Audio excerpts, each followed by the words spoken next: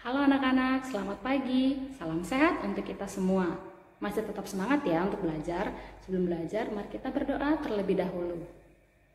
Tuhan Yesus, kami mau belajar, kiranya Engkau berkati supaya kami boleh paham, boleh mengerti materi yang disampaikan oleh guru kami. Terima kasih Tuhan Yesus, kami sudah berdoa. Haleluya, amin. Nah, mari kita mulai pembelajaran hari ini. Sekarang kita masuk ke subtema 3, pembelajaran 3 dan 4.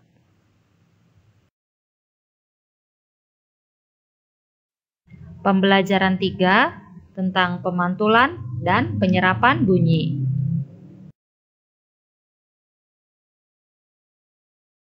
Nah, sekarang kita akan belajar pemantulan bunyi. Sebelumnya kita sudah belajar tentang bunyi ya, sumber bunyi, energi bunyi. Kita juga sudah belajar frekuensi bunyi. Nah, sekarang kita akan belajar tentang pemantulan bunyi. Bunyi itu bisa memantul. Bagaimana penjelasannya?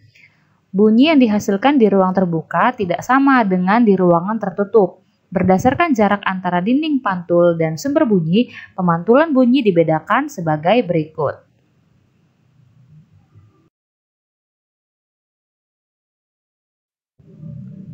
Yang pertama ada pemantulan yang memperkeras bunyi asli. Yang kedua, gaung atau kerdam. Dan yang ketiga, gema.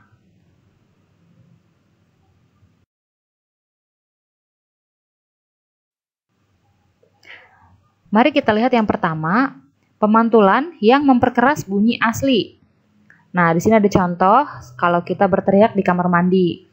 Pada ruangan yang kecil, bunyi asli dan bunyi pantul sampai ke telingamu hampir bersamaan, sehingga bunyi pantul akan memperkuat bunyi asli. Contohnya, saat kita bersuara atau berteriak di kamar mandi. Biasanya kamar mandi kan ukurannya lebih kecil ya daripada ruangan lain. Jadi saat kita bersuara atau berteriak di kamar mandi, bunyi yang dihasilkan akan memantul dan memperkeras bunyi asli kita atau suara asli kita.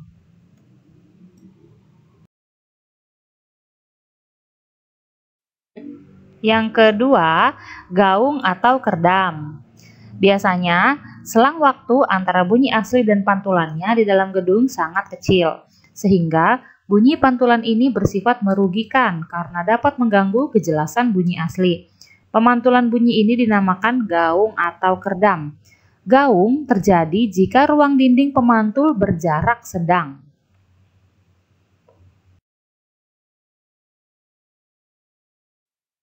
Selanjutnya ada gema.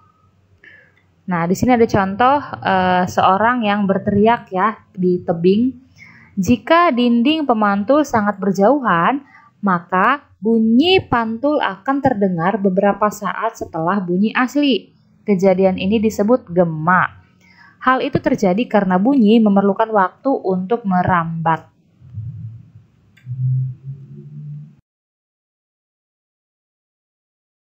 Tabel perbedaan antara gaung dan gema. Berdasarkan datangnya bunyi pantul, untuk yang gaung hampir bersamaan dengan bunyi asli, sedangkan gema tepat setelah bunyi asli. Berdasarkan jarak sumber suara dengan penghalang, untuk yang gaung jaraknya dekat. Kalau jauh, dia sudah termasuk gema. Berdasarkan bunyi yang didengar, kalau gaung tidak jelas terdengar atau samar-samar. Sedangkan kalau gema, bunyi yang terdengar akan terdengar jelas. Berdasarkan manfaatnya, untuk yang gaung ini karena bunyi yang didengar tidak jelas, jadi jelas ya merugikan. Sedangkan kalau gema, bunyi yang terdengar itu kan sangat jelas, maka manfaatnya juga menguntungkan.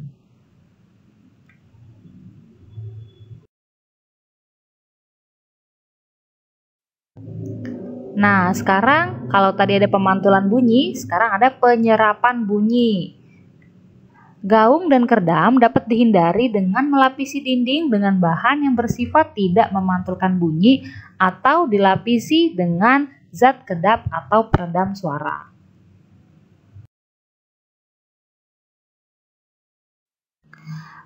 Peredam bunyi adalah bahan-bahan yang permukaannya lunak dan empuk. Misalnya karpet, karet, gabus, kapas, dan wol. Selain melapisi dinding dengan zat kedap suara, dinding langit-langit pun dibuat cembung.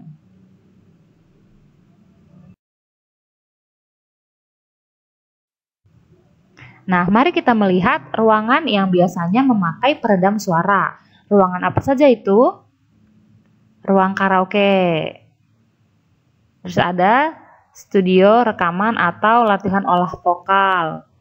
Dan yang familiar bagi kita, bioskop.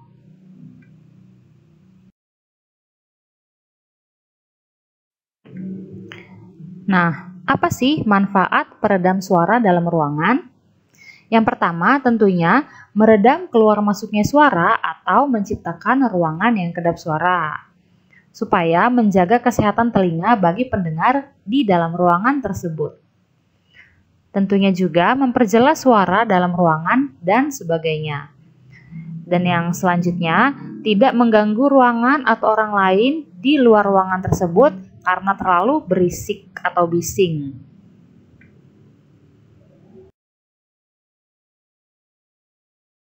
Nah, sekarang kita lanjut ke pembelajaran keempat.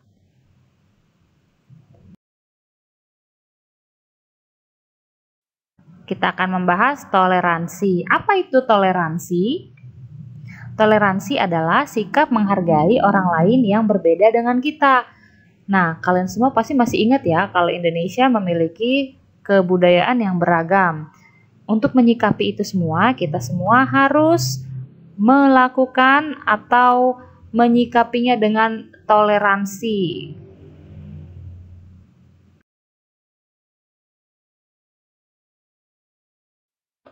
Apa saja sikap toleransi yang perlu kita lakukan?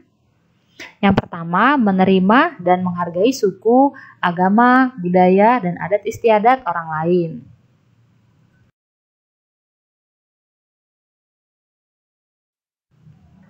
Yang kedua, menggunakan bahasa Indonesia yang baik dan benar dalam berkomunikasi. Kenapa kita harus menggunakan bahasa Indonesia yang baik dan benar?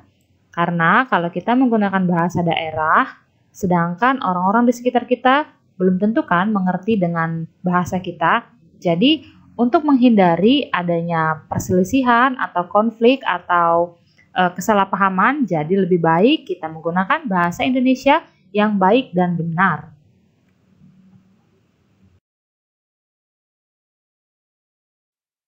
Selanjutnya, membiasakan hidup rukun dengan pemeluk agama lain.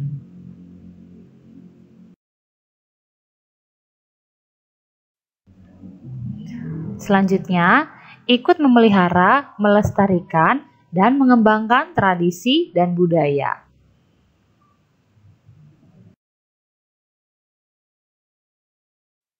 Selanjutnya, membiasakan menghormati pemeluk agama lain.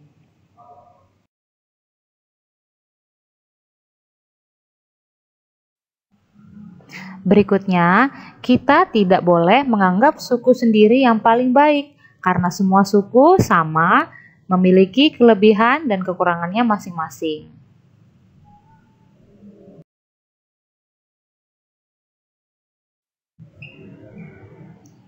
Selanjutnya, tidak meremehkan dan menghina adat istiadat, kebiasaan, dan hasil kesenian suku bangsa lain.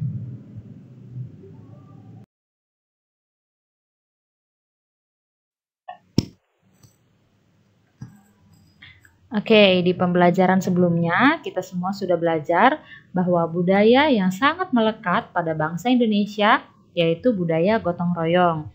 Kita juga sudah tahu pengertian dari gotong royong adalah bekerja secara bersama-sama. Nilai-nilai luhur yang terkandung dalam gotong royong yaitu rasa persatuan dan kesatuan, rela berkorban, dan tolong menolong.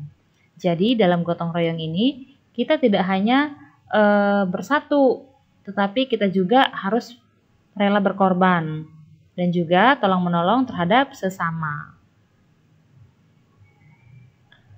Manfaat dari gotong royong itu banyak, yang pasti meringankan beban pekerjaan, menumbuhkan sikap sukarela dan ikhlas, menumbuhkan sikap tolong menolong, dan mempererat tali persaudaraan.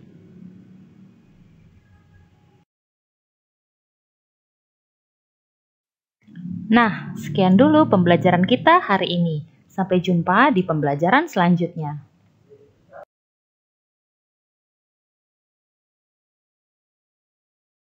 Terima kasih.